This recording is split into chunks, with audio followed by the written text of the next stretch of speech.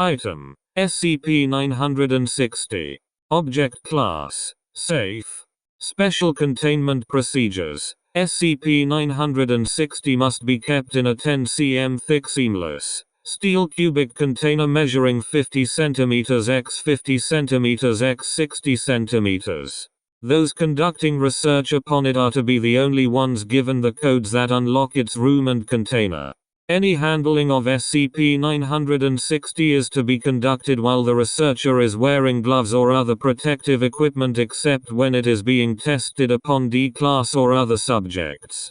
Until he or she has created 9 original works. Any human who comes into contact with SCP-960 by the skin is to be kept in an isolation ward and provided with whatever supplies they ask for, given that these items are cleared for their use by appropriate officials.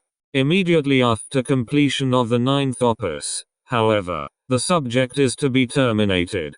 Description: SCP-960 is a sizable fragment of what is speculated to be an ancient Greek vase, discovered on the island of, near the site of the ancient Minoan city of.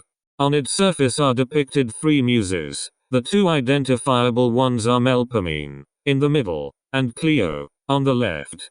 The one on the right, shown as holding a dagger to her own neck, has never been seen in any other piece of Greco-Roman art and cannot be identified as appearing in any recorded myth.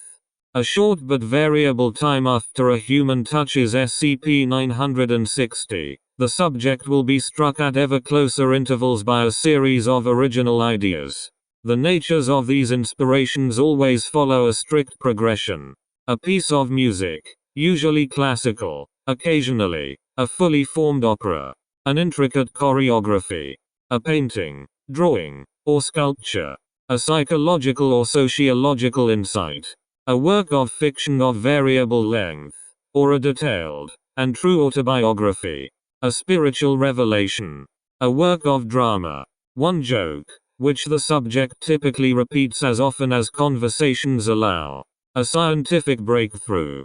Subjects exposed to SCP-960 will invariably request the materials they need to complete these works. If they do not receive them, they will become belligerent and uncooperative until their requests are satisfied or until they find suitable substitutes. It is worth noting that the ideas are never written down in any sort of rough copy. They only ever appear as the final product, as if a full-fledged idea had entered the subject's head and left it unchanged. Subjects also display extraordinary talent in each of the fields listed above, but only for as long as they are working on completing their tasks. After the aforementioned itinerary is exhausted, the inspirations become more sinister. All creative energy previously spent on the arts and sciences is focused on devising ingenious methods of violence.